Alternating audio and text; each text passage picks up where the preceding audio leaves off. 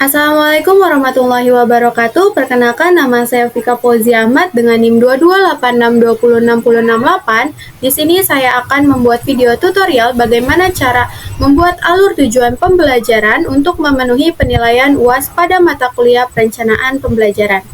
Sebelumnya, kepada yang terhormat Bapak dosen pengampu perencanaan pembelajaran yaitu Bapak Nurul Mutakin MPD dan teman-teman yang saya banggakan. Sebelumnya, saya berasal dari Universitas Muhammadiyah Tangerang, Fakultas Keguruan dan Ilmu Pendidikan, Prodi Pendidikan Guru Sekolah Dasar. Sebelum membuat alur tujuan pembelajaran, ada beberapa langkah yang harus kita lalui. Yang pertama adalah kita harus menyusun capaian pembelajaran, yang kedua membuat tujuan pembelajaran, baru yang ketiga adalah kita dapat membuat alur tujuan pembelajaran. Untuk lebih jelasnya, mari kita simak videonya. Selamat menonton!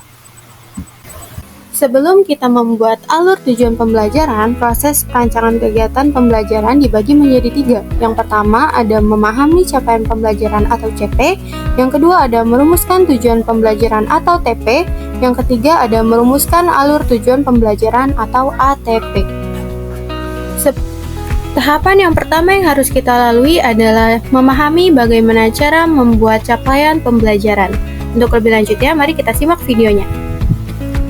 Sebelum kita masuk pada pembuatan capaian pembelajaran, di sini ada tahu belum apa itu capaian pembelajaran? CP atau capaian pembelajaran adalah kompetensi yang harus dicapai oleh peserta didik dalam satu fase. Dari satu fase sendiri itu terdiri dari 1 sampai 3 tahun. Capaian pembelajaran atau CP ditetapkan oleh pemerintah. CP sendiri dibuat untuk memandu kegiatan pembelajaran sehari-hari. Jadi di mana peserta didik belajar sehari-hari sudah sesuai dengan capaian pembelajaran yang akan mereka dapat. Capaian pembelajaran atau CP tersendiri disusun dalam fase. Fase dalam capaian pembelajaran atau CP terdiri dari 1 sampai 3 tahun. Fase sendiri tidak sama dengan kelas. Fase adalah kompetensi dan kelas adalah kelompok berdasarkan usia. Maka di mana fase biasanya ada dari 1 sampai 3 tahun dan kelas berdasarkan usia. Jadi mungkin usianya yang lebih muda bisa berada di fase A dan usianya yang lebih tua bisa berada di fase B. Sebelum kita membuat capaian pembelajaran, di sini ada 4 langkah yang harus kita ketahui untuk memahami capaian pembelajaran atau CP. Di sini yang pertama ada memahami rasional. Rasional sendiri adalah pentingnya mempelajari sebuah mata pelajaran dan kaitannya dengan profil pelajar Pancasila. Jadi di sini memahami rasional itu adalah kita tuh harus tahu dulu seberapa penting mata pelajaran tersebut dan apa kaitannya dengan profil pelajar Pancasila. Yang kedua ada memahami tujuan mata pelajaran. Di sini kemampuan atau kompetensi yang dituju peserta didik di mata pelajaran. Jadi memahami tujuan mata pelajaran itu kita harus tahu nih kemampuan dan kompetensinya yang dimiliki atau yang akan kita tuju pada peserta didik. Yang ketiga ada mempelajari karakter, yaitu menjelaskan apa yang dipelajari dalam mata pelajaran tersebut serta elemen-elemen yang membentuk mata pelajaran. Yang keempat ada mempelajari capaian per fase. Di sini kompetensi yang harus dicapai dalam satu fase. Jadi mempelajari capaian per fase itu tadi kan satu fase terdiri dari 1 sampai 3 tahun. Nah, di sini kita juga harus memahami nih kompetensi yang harus dicapai dalam 1 tahun sampai 3 tahun tersebut. Jadi, dalam membuat atau merumuskan capaian pembelajaran, kita harus tahu dulu nih langkah-langkahnya. Tadi ada 4 langkah. Yang pertama ada memahami rasional, yang kedua ada memahami tujuan mata pelajaran, yang ketiga ada memahami karakter, dan yang keempat ada mempelajari capaian per fase. Jadi, pemahaman terhadap capaian pembelajaran sangat penting untuk memberikan layanan pembelajaran yang mendalam dan bermakna bagi peserta didik. Nah, selanjutnya nanti akan ada penjelasan tentang cara membuat tujuan pembelajaran. Sekarang kita masuk ke proses yang kedua, yaitu merumuskan tujuan pembelajaran atau TP sebelum kita membuat alur tujuan pembelajaran atau ATP. Di sini, dalam membuat tujuan pembelajaran, kita menggunakan alternatif 2, di mana pada penjelasan praktik merumuskan tujuan pembelajaran dengan cara alternatif 2 pada mata pelajaran Bahasa Indonesia fase A. Pada alternatif 2, tujuan pembelajaran dirumuskan dengan menganalisis kompetensi dan lingkungan materi pada CP. Pada pembuatan TP, di sini yang pertama adalah kita harus mengidentifikasi kata kunci pada CP yang berkaitan dengan kompetensi dan lingkup materi. Di sini, dalam mencari kata kunci CP, ada elemen pemahaman bahasa Indonesia. Peserta didik harus mengidentifikasi materi menyimak.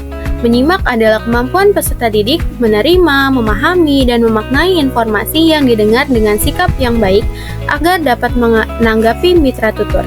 Proses yang terjadi dalam menyimak mencakup kegiatan seperti mendengar dengan konsentrasi, menginterpretasi tutur bahasa, dan memaknainya berdasarkan konteks yang melatari tuturan tersebut. Komponen-komponen yang dapat dikembangkan dalam menyimak diantaranya kepekaan terhadap bunyi bahasa, sistem isyarat, kosakata, struktur bahasa, makna, dan metagonis. Dalam mencari kata kunci CP, di sini juga ada keterampilan proses, yaitu capaiannya adalah mengamati. Pada fase akhir, peserta didik mengamati apa yang bisa mereka lakukan setelah mereka menyimak materi yang diberikan. Terus yang kedua ada mempertanyakan. Peserta didik mempertanyakan materi yang belum dipahami atau bahasa yang belum dimengerti. Yang ketiga ada menginterpresentasikan. Siswa melakukan presentasi ulang atas apa yang sudah mereka tulis sesuai apa yang mereka simak. Dalam keterampilan proses sendiri yaitu bisa dijadikan referensi pendidikan saat melakukan perencanaan pembelajaran di setiap ruang lingkup. Yang kedua ada mengelompokkan hasil atau identifikasi. Kelompokkan kompetensi dan ruang lingkupnya untuk mempermudah analisis.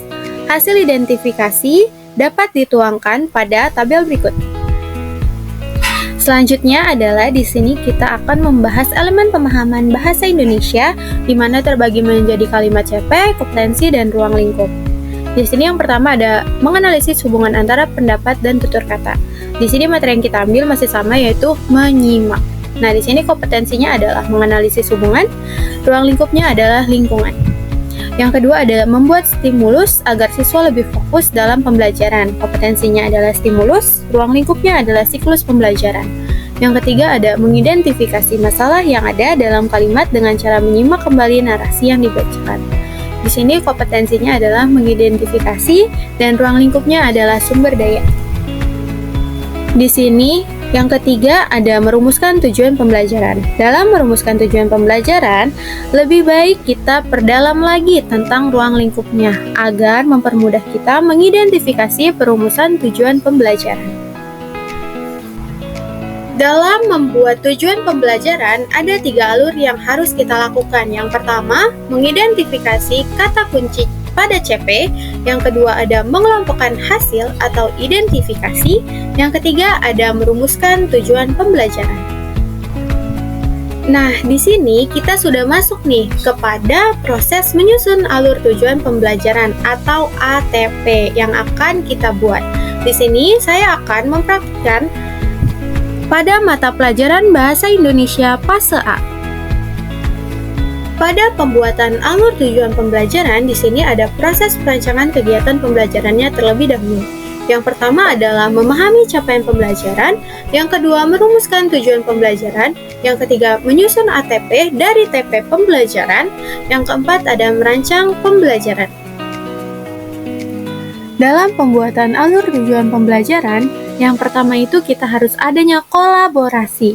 Kolaborasi tersendiri adalah penting antara pendidik yang mengajar dalam fase yang sama, terutama guru kelas 1 dan kelas 2 yang mengajar mata pelajaran Bahasa Indonesia fase A. Yang kedua ada menyusun tujuan pembelajaran secara logis. Tujuan pembelajaran disusun dari fondasi sampai kompetensi yang lebih tinggi. Contohnya dalam bahasa Indonesia bisa dimulai dari materi yang mudah sampai materi pemahaman lanjut. Metode yang dapat atau biasa digunakan adalah metode perancah atau scaffolding. Metode pengurutan yang bertujuan untuk meningkatkan standar performa sekaligus mengurangi bimbingan atau intervensi secara bertahap. Di sini saya mengambil contoh pada pembelajaran bahasa Indonesia fase A, elemen menyimak.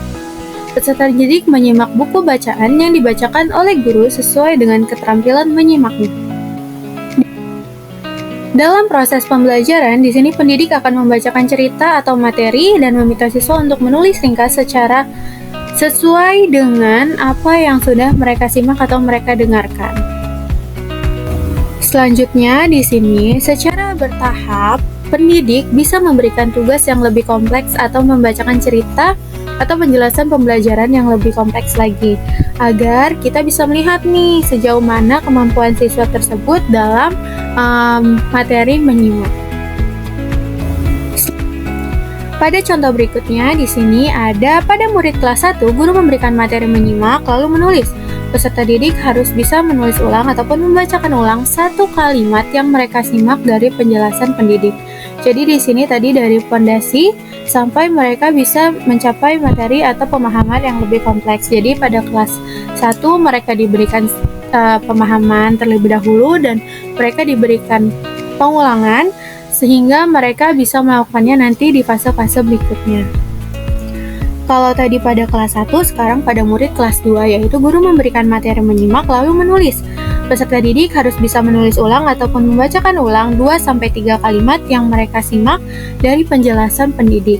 Jadi di sini karena tadi masih di dalam fase yang sama yaitu fase A tapi di kelas yang berbeda, maka kompetensi yang mereka ambil atau mereka pelajari adalah kompetensi yang lebih kompleks lagi, sehingga dalam satu fase ini mereka tuh sudah bisa mempelajari dari yang fondasi sampai materi yang lebih kompleks lagi gitu.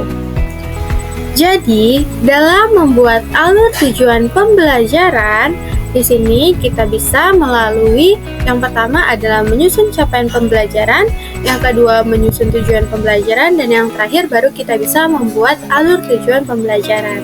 Mungkin sekian video tutorial bagaimana cara membuat alur tujuan pembelajaran dari saya. Kurang lebihnya mohon maaf. Wabillahi taufiq wal hidayah. Wassalamualaikum warahmatullahi wabarakatuh. Sampai bertemu di video selanjutnya.